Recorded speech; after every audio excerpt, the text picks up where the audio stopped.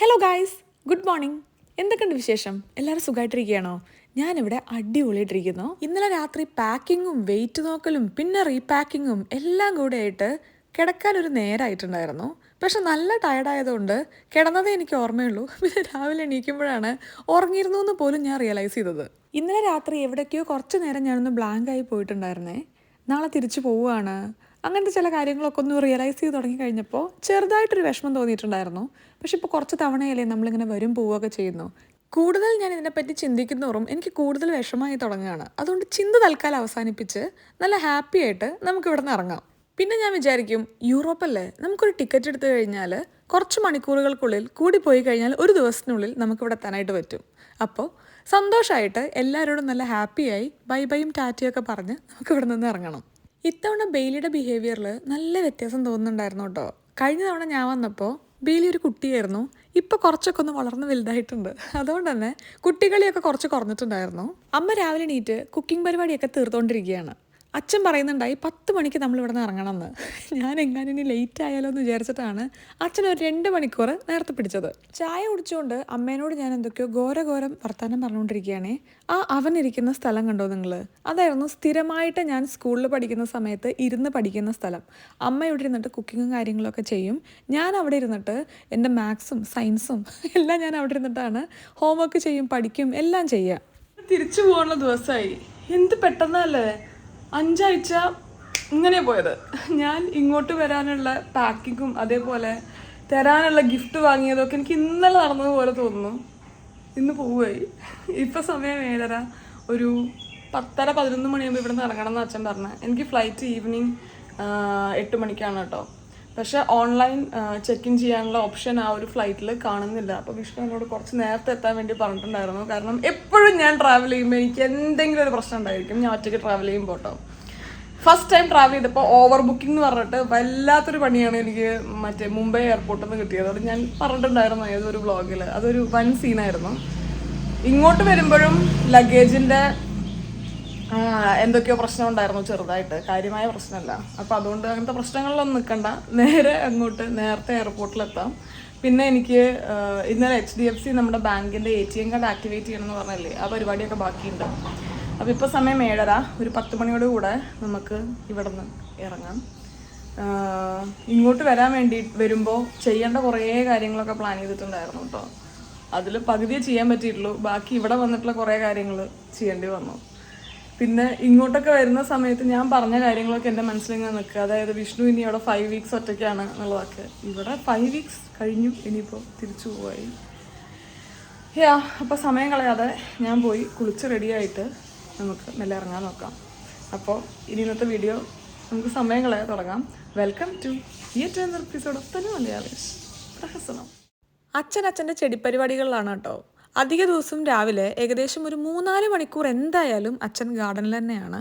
പച്ചക്കറികൾ പറിക്കാനും ചെടി മുറിക്കാനും പിന്നെ മണ്ണിളക്കാനും ഒക്കെ ആയിട്ട് ഒരുപാട് പരിപാടികളുണ്ടായിരിക്കും. ബെയിലി ദേ ഈ ഒരു പൊസിഷനിൽ കിടന്ന് തല പോലും അനക്കാതെ അച്ഛൻ ചെയ്യുന്ന കാര്യങ്ങളൊക്കെ ഒന്ന് ഇവിടുന്ന് എത്തി നോക്കും. എന്നോട് ഒട്ടും സമയം കളയണ്ട, ഇപ്പം തന്നെ റെഡിയാവാനായിരുന്നു ഓർഡർ. അപ്പം ഞാൻ കുളിച്ച് റെഡിയായിട്ട് വരാം. അച്ഛൻ്റെ എനിക്ക് കൊണ്ടുപോകാനുള്ള കറിവേപ്പില ഒക്കെ റെഡിയാക്കിക്കൊണ്ടിരിക്കുകയാണ് കേട്ടോ. ഞാൻ കുറച്ച് കറിവേപ്പില ഉണക്കിയും കൊണ്ടുവരാറുണ്ട്, കുറച്ച് ഫ്രഷ് ആയിട്ടും കൊണ്ടുവരാറുണ്ട്. ഇത്തവണ ഞാൻ ഫ്രഷ് ആയിട്ട് സ്റ്റോർ ചെയ്യാൻ വേണ്ടിയിട്ട് പുതിയൊരു ഐഡിയ കണ്ടുപിടിച്ചിട്ടുണ്ട്. അതൊന്ന് ഞാൻ പരീക്ഷ സക്സസ്ഫുൾ ആവുകയാണെന്നുണ്ടെങ്കിൽ ഞാൻ ഷെയർ ചെയ്യാം കേട്ടോ. ഇവിടെ നമുക്ക് ഇഷ്ടം പോലെ കറിവേപ്പില ഉണ്ടെന്ന് പറഞ്ഞിട്ട് കാര്യമില്ല. തിരിച്ച് ആംസ്റ്റർഡാമിൽ പോയി കഴിഞ്ഞാൽ നമുക്ക് കറിവേപ്പില കിട്ടാൻ തന്നെ ബുദ്ധിമുട്ടാണ്. ഇനി നമുക്ക് പെയ്ത് വാങ്ങിക്കണമെങ്കിൽ തന്നെ അത്യാവശ്യം വിലയൊക്കെ വരും കേട്ടോ. അതുകൊണ്ട് തന്നെ നാട്ടിൽ ആര് പോയി വരുമ്പോഴും എല്ലാവർക്കും കൊണ്ടുവരാറുള്ള കാര്യങ്ങളിൽ ഒന്ന് കറിവേപ്പിലയാണ്. ചെറിയ ഒരു സിപ്പ് ലോക്കിൽ കുറച്ച് കറിവേപ്പില നമ്മൾ എല്ലാ വീടുകൾക്കും കൊടുക്കും. കുറച്ചങ്ങനെ മാറ്റാമെന്ന് വിചാരിക്കാം. കറിവേപ്പില പാക്കിംഗ് ഒക്കെ കഴിഞ്ഞ സ്ഥിതിക്ക് ഞങ്ങൾ പോയി ഇനി ബ്രേക്ക്ഫാസ്റ്റ് കഴിക്കട്ടെ കേട്ടോ. ഇന്ന് പുട്ടും പഴവും പപ്പടും പിന്നെ ദേ പ്രോട്ടീനിന് വേണ്ടി ഒരു മുട്ടയാണ് നമ്മുടെ ബ്രേക്ക്ഫാസ്റ്റ് വരുന്നത്. ഇവിടുത്തെ പഴവും അവിടെ കിട്ടുന്ന പഴവും തമ്മിൽ നല്ല ടേസ്റ്റ് ഡിഫറൻസ് ഉണ്ട് കേട്ടോ. എനിക്ക് പുഴുങ്ങിയ പഴം പൊതുവേ ഇഷ്ടമാണ്. അതുകൊണ്ട് ഞാൻ നല്ലൊരു ബ്രേക്ക്ഫാസ്റ്റ് കഴിക്കട്ടെ. Good morning. എന്ത് ഗുഡ് മോർണിംഗ് വരുന്നത്? ഇങ്ങനെയൊക്കെയാണ് തട്ടിത്തിരിഞ്ഞു നിന്ന് ഞാൻ റെഡിയാവാൻ ലേറ്റ് ആവുന്നത്. കുറച്ച് നേരം ബെയിലിനെ കൊഞ്ചിച്ചു. ഞാൻ പോവാൻ വേണ്ടി ഡ്രസ്സൊക്കെ ചേഞ്ച് ചെയ്തു. ഒരു ചെറിയ പണി കിട്ടിയിട്ടോ. ഒരു ശബ്ദം കേൾക്കുന്നുണ്ടെങ്കിൽ ബാക്കിൽ അവരെന്തോ എന്തോ ചെറിയ പണി നടക്കുന്നുണ്ട്, അതാണ്. അപ്പോൾ പോവാൻ വേണ്ടിയിട്ട് ഞാൻ ഡ്രസ്സ് ചേഞ്ച് ചെയ്തു. ഇന്നലെ രാത്രി കുറേ പെട്ടി എടുത്തിട്ട് വേ ചെയ്യാൻ വേണ്ടി അങ്ങോട്ട് മാറ്റി വയ്ക്കുക ഇങ്ങോട്ട് മാറ്റി വയ്ക്കുകയൊക്കെ ചെയ്തിരുന്നില്ലേ. അതിനുശേഷം ഇന്ന് രാവിലെ ഈ ഡ്രസ്സ് ടേബിളിൻ്റെ മുകളിലിരിക്കുന്നുണ്ടായിരുന്നു, അത് എടുക്കാൻ വേണ്ടി ഞാൻ ഇങ്ങനെ തിരിച്ചതാണ്. ഈ ഒരു സൈഡ് ഫുൾ എനിക്ക് വിലക്കി പിടിച്ചതുപോലെയുണ്ട്. പാരസെറ്റമോളും വേറെ 1-2 മെഡിസിനൊക്കെ കഴിച്ചു. വലിയൊരു വ്യത്യാസമില്ല. ട്രാവലിംഗ് അതുകൊണ്ട് നമുക്ക് കുറച്ച് ടഫായിരിക്കും. അത് കണ്ടുകൊണ്ട് വേണം നമ്മൾ ഇറങ്ങാൻ. ഇപ്പോൾ സമയം 9:45 10:00 ആകുമ്പോൾ നമുക്ക് ഇറങ്ങണം. അപ്പോൾ ഷടപടയുന്ന ലാസ്റ്റ് റൗണ്ട് ഓഫ് പാക്കിംഗ് ഞാൻ തീർക്കട്ടെ. ഉളുക്കി പിടിച്ചതിനുള്ള എന്തോ ഒരു മരുന്ന് വാങ്ങിക്കാൻ അമ്മ അതേ പോയിട്ട് വരികയാണ്. രോഹിത്തിനോട് പോകുമെന്ന് ചോദിക്കുന്നത് ഞാൻ കേട്ടായിരുന്നു. രോഹിത്ത് പോകാൻ വേണ്ടി റെഡി ആവുകയും ചെയ്യായിരുന്നു. അപ്പോക്കിനി രോഹിത്ത് വാങ്ങിയാൽ ശരിയാവില്ല എന്ന് പറഞ്ഞ് അമ്മ റെഡി ആവുന്നതും പോകുന്നതും ഒക്കെ പെട്ടെന്നായിരുന്നു.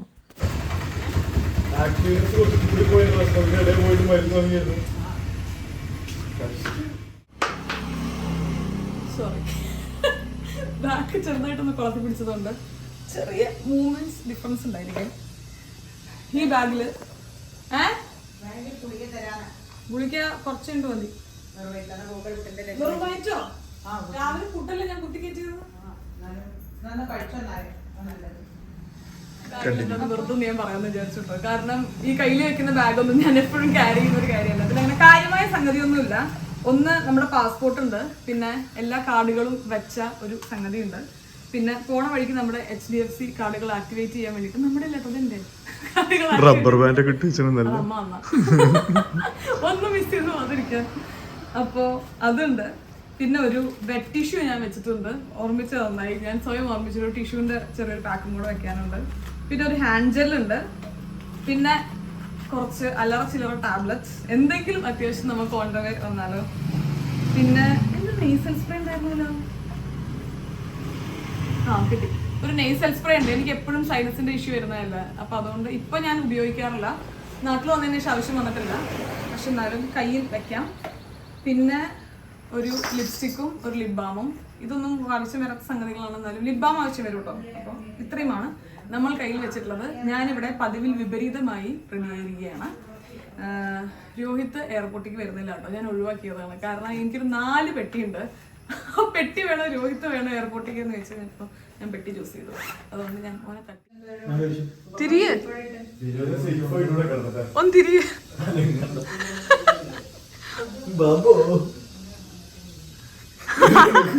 അനങ്ങിയിട്ടില്ല, അറിഞ്ഞിട്ടുമില്ല.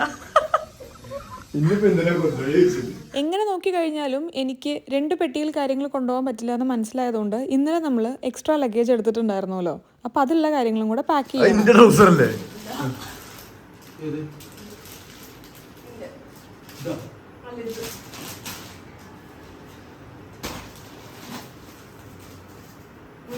അമ്മ കൊറിയർ ചെയ്തതില് എന്റെ സൗകര്യമായിരുന്നു, എല്ലാം കിട്ടിക്കോട്ടെ, സേഫ് ആയിക്കോട്ടെ.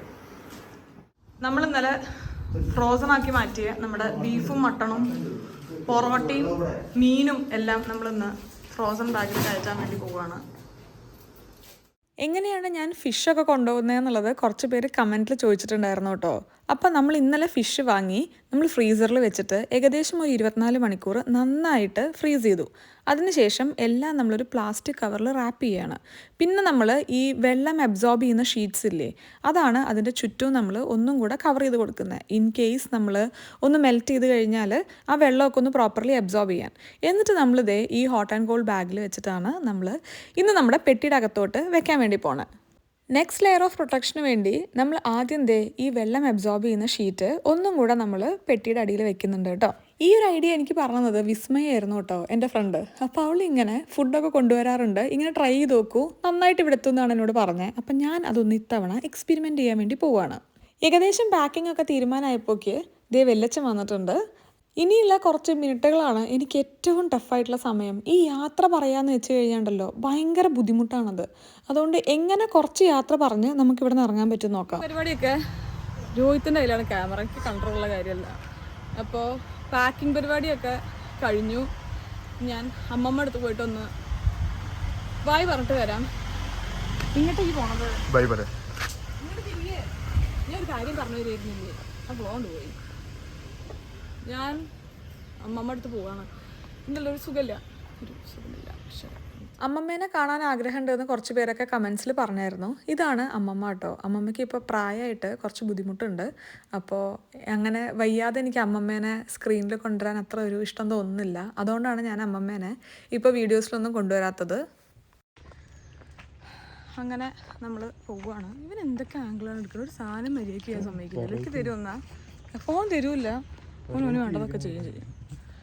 അപ്പോൾ നമ്മൾ അമ്മമ്മയുടെ അടുത്തൊക്കെ യാത്ര പറഞ്ഞു. ഇനി നമ്മൾ പോവുകയാണ്. പെട്ടിയൊക്കെ പെട്ടിയൊക്കെ കാറിൽ കയറ്റി തുടങ്ങിയിട്ടുണ്ട്. അപ്പോൾ പ്രീതമേമ്മയും സജിമാമ്മയും അപ്പവും എല്ലാവരും ഇവിടെ വന്നിട്ടുണ്ട്. ദീമേമ്മയോടൊക്കെ നമ്മൾ ഇന്നലെ യാത്ര പറഞ്ഞല്ലോ. അപ്പോൾ നമ്മൾ ഇറങ്ങണം.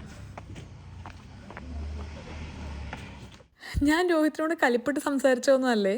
ഞാനും രോഹിത്തും പൊതുവേ സംസാരിക്കാറുള്ളൊരു ടോൺ അങ്ങനെയൊക്കെ തന്നെയാണ്. പോയിക്കോളൂ, പെട്ടെന്ന് പോയിക്കോളൂ. Bye bye.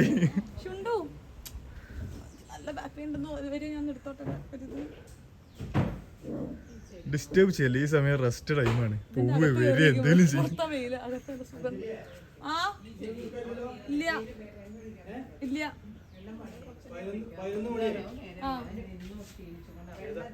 നമ്മുടെയൊക്കെ ഇമോഷൻ കുറച്ചൊക്കെ ഇവർക്കൊക്കെ മനസ്സിലാവുന്നുണ്ടായിരിക്കും അല്ലേ. ഇന്നലെ തൊട്ട് ബെയിലിയുടെ പല റെസ്പോൺസസിനും എനിക്ക് അങ്ങനെ ഫീൽ ചെയ്യുന്നുണ്ടായിരുന്നു. ചെറുതായിട്ട് ഞാൻ പോവുകയാണെന്നുള്ളതൊക്കെ ബെയിലിക്ക് മനസ്സിലാവുന്നുണ്ട് എന്ന്. അപ്പോൾ ഞാൻ പഠിച്ചൊരു പാടാണ് അത് അധികം യാത്ര പറയുന്നത്. ആ യാത്ര നടന്ന മൊമെന്റിലാണ് നമ്മൾ പൊട്ടിപ്പോണത്. അതുകൊണ്ട് ആരുടെ യാത്ര അല്ല, നമ്മൾ 3 ദിവസം ഇറങ്ങി പോവട്ടെന്ന് മുള്ളിട്ട് പോവാം. കഴിഞ്ഞ വ്ളോഗിൽ പറഞ്ഞില്ലേ, നമ്മൾ ചിലപ്പോൾ ഏപ്രിൽ 1 വരാൻ ചാൻസ് ഉണ്ട് കേട്ടോ. വിഷ്ണുവിന് വരാനായിട്ട് പറ്റിയിട്ടില്ലല്ലോ ഇത്തവണ. വിഷ്ണുവിനും അമ്മമ്മേനെയും പിന്നെ ഇവിടെ അമ്മമ്മേനെയും വെല്ലച്ചനെയും എല്ലാവരെയും ഒക്കെ ഒന്ന് കാണണം. അപ്പോൾ അതുകൊണ്ട് വിഷ്ണു അധികം ഏപ്രിൽ വരുന്നുണ്ടായിരിക്കും. വിഷ്ണു വരുമ്പോൾ അപ്പം ഞാനും വരുമല്ലോ.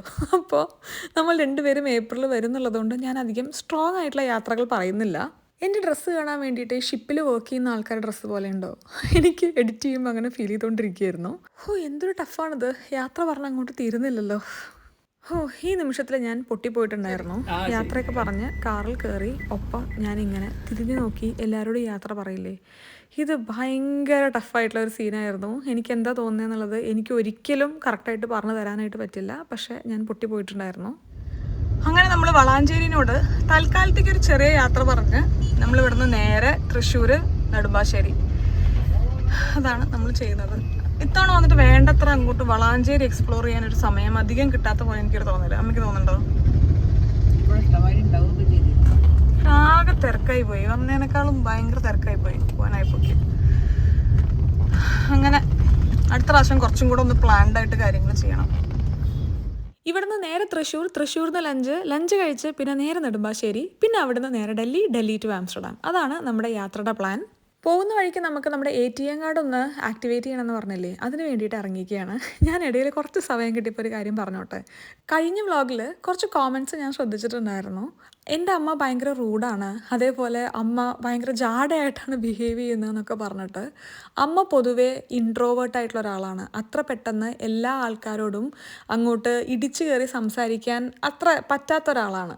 ഒരാൾ ക്യാമറയിൽ നോക്കി ചിരിക്കുന്നില്ല എന്നുള്ളതിൻ്റെ അർത്ഥം അയാൾ ഭയങ്കര റൂഡാണെന്നൊന്നും അല്ലല്ലോ. ഓരോ ആൾക്കാർ ഓരോ പോലെ ആയിരിക്കും. എല്ലാ ആൾക്കാരും ഭയങ്കര പീപ്പിൾ പ്ലീസിങ് ആയിരിക്കണം എന്നൊക്കെ പറഞ്ഞു കഴിഞ്ഞാൽ അത് നമ്മൾ ആ ആൾക്കാരോടും കൂടെ ചെയ്യുന്ന ഒരു തെറ്റല്ലേ. ഓരോ ആൾക്കാർക്കും അവരുടേതായ സ്വഭാവം ഉണ്ടായിരിക്കും. പിന്നെ തമാശ പോലെ കുറച്ച് കമൻസ് കണ്ടു, അമ്മേനേക്കാൾ നല്ലത് വിഷ്ണുവിൻ്റെ അമ്മയാണെന്നൊക്കെ പറഞ്ഞിട്ട്. ഞാൻ ഇവർ രണ്ടുപേരെയും ഒരിക്കലും ഞാൻ കമ്പയർ ചെയ്തിട്ടില്ല. ഇവരേന്നല്ല, ഞാൻ ആരെയും അങ്ങനെ കമ്പയർ ചെയ്യാറില്ല. രണ്ടുപേരും അടിപൊളിയായിട്ടുള്ള ആൾക്കാരാണ് അവരുടേതായ രീതികളിൽ. പിന്നെ ഇതിൻ്റെ വേറൊരു ആംഗിൾ നിങ്ങൾ ചിന്തിച്ച് നോക്കൂ. നമ്മുടെ അമ്മമാരെക്കാളും അടിപൊളിയായിട്ടുള്ള കുറേ ആൾക്കാരെ നമ്മൾ ചിലപ്പോൾ ജീവിതത്തിൽ പരിചയപ്പെടാതിരിക്കുമായിരിക്കാം. പക്ഷെ ആരൊക്കെ പരിചയപ്പെട്ടാലും പരിചയപ്പെട്ടില്ലെങ്കിലും നമുക്ക് നമ്മുടെ അമ്മ തന്നെയാണ്. അവരെ റീപ്ലേസ് ചെയ്യാൻ വേണ്ടി ഈ ലോകത്ത് ആരും ഉണ്ടായിരിക്കില്ല. നമുക്ക് വേണ്ടി ഏത് എക്സ്ട്രീം വരെ പോകുന്നതും നമുക്ക് വേണ്ടി എല്ലാ കാര്യങ്ങളും സന്തോഷത്തോടു കൂടെ ചെയ്തു തരുന്നതും എല്ലാവർക്കും അവരവരുടെ അമ്മ തന്നെയായിരിക്കും. ഈ ഒരു കാര്യം ഒന്ന് ചെറുതായിട്ട് പറയണം തോന്നി പറഞ്ഞു. അപ്പോൾ കഥയൊക്കെ പറഞ്ഞു തീർന്നപ്പോഴൊക്കെ നമ്മളിതേ എയർപോർട്ടിലെത്തിയിട്ടുണ്ട്. നമ്മൾ കുറച്ചധികം നേരത്തെയാണ് കേട്ടോ എത്തിയത്. അതുകൊണ്ട് ചായ കുടിക്കാനും പഴംപൊരി കഴിക്കാനും ഒക്കെ ഇഷ്ടം പോലെ സമയമുണ്ട്. അതുകൊണ്ട് ഒരു ചായയും പഴംപൊരിയൊക്കെ കഴിച്ച് നമുക്ക് മെല്ലെ തിരിച്ച് പോവാം. കാരണം നമ്മൾ നേരത്തെ ഇറങ്ങിയിട്ടുണ്ടായിരുന്നല്ലോ, കുറച്ച് സമയം അധികമായിപ്പോയി ഇവിടെ എത്തിയപ്പോൾ. ഇവിടെ പോകാൻ നിൽക്കുമ്പോൾ അമ്മയുടെ ആഗ്രഹം ഇവിടെ സുഖമായി കിടന്നുറങ്ങാൻ. നല്ല തണുപ്പൊക്കെ ഉണ്ട്, എത്ര നീണ്ടു നിവർന്ന് കിടന്നുറങ്ങാമെന്ന്. എന്താ അങ്ങനത്തെ ഒരു ആഗ്രഹം? എയർപോർട്ടിൽ എത്തിക്കഴിഞ്ഞാൽ പിന്നെ സമയം പോകാനാണോ ബുദ്ധിമുട്ട്? സമയമൊക്കെ ഷടേന്ന് പറഞ്ഞപ്പോൾ തീർന്നു. നമുക്കിതേ ഉള്ളിലോട്ട് പോകാനായി കേട്ടോ. ഈ യാത്ര പറയുന്ന ഓരോ നിമിഷവും ഞാൻ എന്നോട് തന്നെ പറഞ്ഞുകൊണ്ടിരിക്കുകയായിരുന്നു, ഒട്ടും പേടിക്കാനില്ല, ഏത് സമയം വേണമെങ്കിലും എനിക്ക് ഇങ്ങോട്ടും വരാം, അമ്മയ്ക്കും അച്ഛനും അങ്ങോട്ടും വരാം. അതുകൊണ്ട് അധികം യാത്ര പറഞ്ഞ് വിഷമിക്കേണ്ട, വേഗം അങ്ങോട്ട് അകത്തോട്ട് കയറിപ്പോയിക്കോളൂ എന്നുള്ളത്. ഇത്തവണ എടുത്ത ടിക്കറ്റിൽ സ്കൈ പ്രയോറിറ്റി ഉള്ളത് വലിയൊരു കാര്യമായിരുന്നു കേട്ടോ. അതുകൊണ്ട് പല ക്യൂവും നമുക്ക് ഒഴിഞ്ഞു മാറി പോയിട്ടുണ്ടായിരുന്നു. അങ്ങനെ നമ്മുടെ ചെക്കിനൊക്കെ കഴിഞ്ഞു. ഇതത്ര എളുപ്പമൊന്നും അല്ല കേട്ടോ. യാത്ര പറച്ചിൽ എത്ര നമ്മൾ സിമ്പിളാണെന്ന് വിചാരിച്ചു കഴിഞ്ഞാലും അത് ടഫ് തന്നെയാണ്. ചിലക്കാലം നമുക്ക് പോവാം, അധികം കിടന്ന് വർത്താനം പറഞ്ഞ് ബുദ്ധിമുട്ടാവണ്ട. അങ്ങനെ സെക്യൂരിറ്റി പരിപാടികളും കൂടെ കഴിഞ്ഞു. നമുക്കിനി നമ്മുടെ ഗേറ്റിന് അങ്ങോട്ട് നടക്കാം കേട്ടോ. എനിക്ക് ഒട്ടും ഇഷ്ടമില്ലാത്ത പരിപാടിയാണ് ഈ കാണുന്നത്. ഇതെല്ലാം കൂടി എടുത്തിട്ട് പുറത്തിട്ട് പിന്നെ അകത്ത് പാക്ക് ചെയ്യലൊക്കെ. അങ്ങനെ നമ്മുടെ ചെക്കിൻ പരിപാടി എല്ലാം കഴിഞ്ഞു. നമുക്ക് ഏകദേശം 2 മണിക്കൂറുണ്ട് ഇനി ഇവിടെ നിന്ന് പോകാൻ വേണ്ടിയിട്ട്. എല്ലാ തവണയും പോകുമ്പോൾ ഭയങ്കര വിഷമം ഉണ്ടാവാറുണ്ട് കേട്ടോ. ഇത്തവണ എനിക്ക് തോന്നണം എന്തോ വിഷ്ണുവിനെ കണ്ടിപ്പോൾ കുറേ ഇല്ലേ, അപ്പോൾ ചിലപ്പോൾ വിഷ്ണു അവിടെ ഉള്ളതുകൊണ്ടായിരിക്കും പോകാൻ അത്ര ഒരു പ്രശ്നം തോന്നാത്തത്. എന്തായാലും 2 മണിക്കൂർ സമയമുണ്ട്, നമ്മളിവിടെ വെയിറ്റ് ചെയ്തുകൊണ്ടിരിക്കുക. ഇത്രയധികം സമയമുള്ളതുകൊണ്ട് ഒരു സ്ഥലത്ത് എനിക്കിങ്ങനെ ഇരിക്കാനായിട്ട് പറ്റില്ല. ഞാൻ ചുമ്മാ ഇങ്ങനെ അവിടെയൊക്കെ നടന്നു, കുറച്ച് ഷോപ്പിലൊക്കെ കയറി ഇറങ്ങി. നമ്മുടെ ഫ്ലൈറ്റ് കുറച്ച് ഡിലേ ആയിരുന്നു. പിന്നെ നല്ലൊരു കാര്യം എന്താണെന്ന് വെച്ച് കഴിഞ്ഞാൽ ഡൽഹിയിൽ എനിക്ക് ഒരു 4-4.5 മണിക്കൂറിൻ്റെ അടുത്ത് ലേ ഓവർ ഉണ്ട്. പക്ഷേ ഇവിടെ കുറച്ച് ഡിലേ ആയി കഴിഞ്ഞാൽ ആ സമയം കുറച്ച് കുറയുമല്ലോ. ഒരു 1/2-3/4 മണിക്കൂറൊക്കെ ആയിരുന്നു ഇവിടെ ഡിലേ. എന്തായാലും അത് കഴിഞ്ഞു. നമ്മുടെ ഫ്ലൈറ്റിൻ്റെ ബോർഡിംഗ് ഡേ ഇവിടെ സ്റ്റാർട്ട് ചെയ്തിട്ടുണ്ട്. നമുക്കിനി ഡൽഹിയിലെത്തിയിട്ട് കാണാം കേട്ടോ. നമുക്ക് വിസ്താരയായിരുന്നു ഫ്ലൈറ്റ് കൊച്ചിയിൽ നിന്ന് ഡൽഹിയിലോട്ട്. ഞാനങ്ങനെ പൊതുവേ പറ്റുകയാണെങ്കിൽ ഒരു കാര്യങ്ങളെ പറ്റിയിട്ടും അങ്ങനെ മോശം പറയാതിരിക്കാൻ ശ്രമിക്കാറുള്ള ഒരാളാണ്. പക്ഷേ ഇത്തവണ ഈ ഒരു ഫ്ലൈറ്റിനെ പറ്റി എനിക്ക് പറയാതിരിക്കാൻ ഒന്നും നല്ലത് പറയാൻ കിട്ടുന്നില്ല സത്യം പറഞ്ഞാൽ. ഒന്ന്, ഈ ഒരു ഫ്ലൈറ്റിൽ എയർ കണ്ടീഷനിങ് വർക്ക് ചെയ്യുന്നുണ്ടായിരുന്നില്ല. എനിക്ക് വൊമിറ്റ് ചെയ്ത് ഒരുമാതിരി അവസ്ഥ എത്തിയിട്ടുണ്ടായിരുന്നു. ഒപ്പം അവർ തന്ന ഫുഡ് വളരെയധികം മോശമായിരുന്നു കേട്ടോ. ഒരു ടേസ്റ്റ് ഉണ്ടായിരുന്നില്ല എന്ന് മാത്രമല്ല, കഴിക്കാൻ അത്രയും ബുദ്ധിമുട്ടായിരുന്നു. ഞാൻ ആ ഡെസേർട്ടെങ്കിലും എങ്ങനെയെങ്കിലും കഴിക്കാൻ വേണ്ടി പറ്റുമെന്നൊന്ന് ശ്രമിച്ചു നോക്കി. പക്ഷെ അതിലും ഭയങ്കര ഒരു സിറപ്പിൻ്റെ ഭയങ്കര ടേസ്റ്റായിരുന്നു. അതുകൊണ്ട് അതും കഴിക്കാനായിട്ട് പറ്റിയില്ല.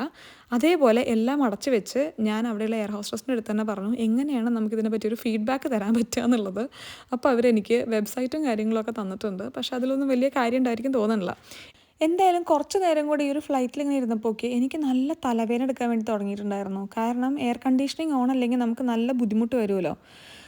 എനിക്കിവിടെ നിന്ന് എത്തി കിട്ടി കഴിഞ്ഞിട്ട് പുറത്തിറങ്ങി കഴിഞ്ഞപ്പോൾ ശ്വാസമൊക്കെ കിട്ടിയ ഒരു അവസ്ഥയായിരുന്നു. ഇനി നമുക്ക് ഇവിടെ നിന്ന് എയർപോർട്ടിലോട്ട് പോകാം. നമുക്കിനി ഏകദേശം ഒരു 3 മണിക്കൂറൊക്കെ ഉള്ളൂ കേട്ടോ. ഞാൻ പറഞ്ഞില്ലേ ഡിലേ ഉണ്ടായിരുന്നു എന്നുള്ളത്. അത് നമുക്കൊരു കണക്കിന് നന്നായി. ഇവിടെ നിന്ന് ബാഗേജ് നമുക്ക് കളക്ട് ചെയ്യാം. എൻ്റെ 3 വലിയ പെട്ടികളുണ്ടായിരുന്നില്ലേ, അത് നമുക്ക് ആംസ്റ്റർഡാമിൽ നിന്ന് കളക്ട് ചെയ്താൽ മതി. പക്ഷെ ഒരു കുട്ടി പെട്ടി ഉണ്ടായിരുന്നു, അത് നമുക്ക് ഇവിടുന്ന് കളക്ട് ചെയ്ത് നമുക്കിനി കയ്യിൽ വെക്കണം. നമ്മളങ്ങനെ ബാഗേജൊക്കെ കളക്ട് ചെയ്തു. നമ്മൾ ഇനി ഇവിടുന്ന് 2-3 മണിക്കൂറിനുള്ളിൽ ആംസ്റ്റർഡാമിലോട്ടുള്ള ഫ്ലൈറ്റ് കയറും. അത് ഡിലേ ആയിട്ടില്ലെങ്കിൽ കേട്ടോ. നല്ല കുറേ ഡേയ്സ് ആയിരുന്നു നാട്ടിൽ. കുറേ ആൾക്കാരെ മീറ്റ് ചെയ്യാൻ വേണ്ടി പറ്റി, സംസാരിക്കാൻ വേണ്ടി പറ്റി. കുറേ ആൾക്കാരെ പ്ലാൻ ചെയ്തപോലെ കാണാനായിട്ട് പറ്റിയില്ല. അവരെല്ലാവരും നെക്സ്റ്റ് ടൈം വരുമ്പോൾ കാണണം എന്നുണ്ട്. അപ്പോൾ എന്തായാലും തൽക്കാലം നമ്മളിപ്പോൾ ഇവിടുന്ന് നെക്സ്റ്റ് ഗേറ്റിലോട്ട് പോവുകയാണ്. ലൗഞ്ച് എടുക്കേണ്ട ആവശ്യമില്ല, കാരണം എനിക്കൊരു 2 മണിക്കൂറൊക്കെ വരുന്നുള്ളൂ. പുറത്തേക്ക് ഇരുന്ന് അഡ്ജസ്റ്റ് ചെയ്യാൻ മാത്രമേ ഉള്ളൂ. അപ്പോൾ നെക്സ്റ്റ് ഗേറ്റ് ഓപ്പൺ ആവാനുള്ള ടൈം ആവും. തൽക്കാലം നമുക്ക് അങ്ങോട്ട് പോകാം. ഞാൻ ഫ്ലൈറ്റിൽ നിന്ന് ഒരു കൊച്ചിനെ പരിചയപ്പെട്ടായിരുന്നു. പക്ഷേ കുറച്ച് നേരം ഉണ്ട് അവളുടെ ഫ്ലൈറ്റിന് വേണ്ടിയിട്ടേ. അപ്പോൾ ഒരു ലൗഞ്ച് കിട്ടുമെന്നൊക്കെ അന്വേഷിച്ച് നടന്നാൽ പക്ഷെ ശരിയായില്ല. അതിൻ്റെ ഒരു ചെറിയ കൺഫ്യൂഷനിലായിരുന്നു. എന്തായാലും നമുക്ക് ഗേറ്റ് കണ്ടുപിടിച്ച് അങ്ങോട്ട് പോകാം. ഞാൻ ഈ ക്യൂവിൽ നിൽക്കുന്നത് പണി വാങ്ങി കൂട്ടാനാണെന്ന് സത്യം പറഞ്ഞാൽ എനിക്ക് അറിയുന്നുണ്ടായിരുന്നില്ല കേട്ടോ. എനിക്ക് എൻ്റെ ഹാൻഡ് ബാഗേജ് കൊച്ചിയിൽ നിന്ന് ചെക്ക് ചെയ്ത് ഓക്കെ പറഞ്ഞതായിരുന്നു. പക്ഷേ ഇവിടെ നിന്ന് വെയിറ്റ് ഓവറാണെന്ന് പറഞ്ഞ് എനിക്കിത് ഈ ഡ്രസ്സ് എടുത്ത് ഇങ്ങനെ അങ്ങോട്ട് ഡസ്റ്റ്ബിന്നിലോട്ട് ഇടേണ്ടി വന്നു. ഡ്രസ്സ് കളയേണ്ടി വന്നപ്പോഴേ എനിക്കറിയായിരുന്നു കിട്ടാനുള്ള പണി മുഴുവൻ കിട്ടിയിട്ടില്ലാന്ന്. ഒറ്റയ്ക്ക് എപ്പോഴൊക്കെ ട്രാവൽ ചെയ്തിട്ടുണ്ടോ നല്ല പണി കിട്ടിയിട്ടുണ്ട്. ഇപ്പോൾ നമ്മൾ കസ്റ്റംസിൽ പോകാൻ വേണ്ടി വെയിറ്റ് ചെയ്യാണ്. എൻ്റെ കൊച്ചിയിൽ നിന്ന് അയച്ച ഒരു ബാഗിൽ എന്തോ മാരകമായ കാര്യമുണ്ടെന്ന്. അപ്പോൾ നമ്മൾ വെയിറ്റ് ചെയ്യാണ് എന്താണെന്നുള്ളത് നോക്കാൻ. ഫ്ലൈറ്റ് കിട്ടുമല്ലേ എന്നുള്ളത് നമുക്ക് തീരുമാനിക്കും. കസ്റ്റംസേ കാണാത്തതുണ്ടായിരുന്നുള്ളൂ, അതും കൂടെ കണ്ടു. എല്ലാ തവണയും ഞാൻ ഒറ്റയ്ക്ക് ട്രാവൽ ചെയ്യുമ്പോൾ എനിക്ക് എന്തെങ്കിലും പ്രശ്നമുണ്ടേ. പക്ഷേ ബാഗിലൊന്നും ഉണ്ടായിരുന്നില്ല. ബാറ്ററി ഓപ്പറേറ്റ് ചെയ്യുന്ന എന്തോ ഉണ്ട് എന്നാണ് അവർ പറഞ്ഞത്. ഫുൾ തുറന്ന് ചെക്ക് ചെയ്തൊന്നും ഉണ്ടായിരുന്നില്ല. ഫുൾ കയറ്റി കിട്ടു. എനിക്ക് മതിയായി. എങ്ങനെയെങ്കിലും ഒന്ന് ഫ്ലൈറ്റ് കിട്ടുമോ നോക്കട്ടെ. 3:05 ആണ്. 3:40 എൻ്റെ ഫ്ലൈറ്റ്. ബോർഡിംഗ് ഒക്കെ സ്റ്റാർട്ട് ചെയ്തു. ഇതിൻ്റെ തലവരെയാണ്, മാറില്ല.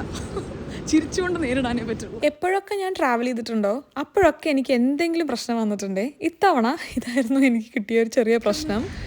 വീട്ടിലെത്തിയാൽ മതിയെന്നായി. എല്ലാ തവണയും ഞാൻ പറഞ്ഞില്ലേ, ഫസ്റ്റ് ടൈം ട്രാവൽ ചെയ്തപ്പോഴും ഓവർ ബുക്കിംഗ് കൊണ്ടൊരു സീനുണ്ടായിരുന്നു. അത് വീട്ടിലെത്തിയാൽ മതി എന്നുള്ള അവസ്ഥയായിട്ടുണ്ട്. ഫിസിക്കലി അല്ല, മെൻ്റലി ഭയങ്കര ടയർഡായതുപോലെ.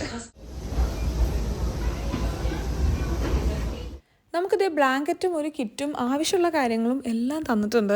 ഇനി ഇവിടുന്ന് നേരെ ആംസ്റ്റർഡാം. അപ്പോൾ അടുത്ത വ്ളോഗിൽ നമുക്ക് ആംസ്റ്റർഡാം എത്തുന്നതും വിഷ്ണുവിനെ മീറ്റ് ചെയ്യുന്നതും എല്ലാം കാണാം. അതുവരെ എല്ലാവർക്കും ടാറ്റ. ഞാൻ ഈ സുഖമായിട്ട് കിടന്നൊന്ന് ഉറങ്ങട്ടെ കേട്ടോ.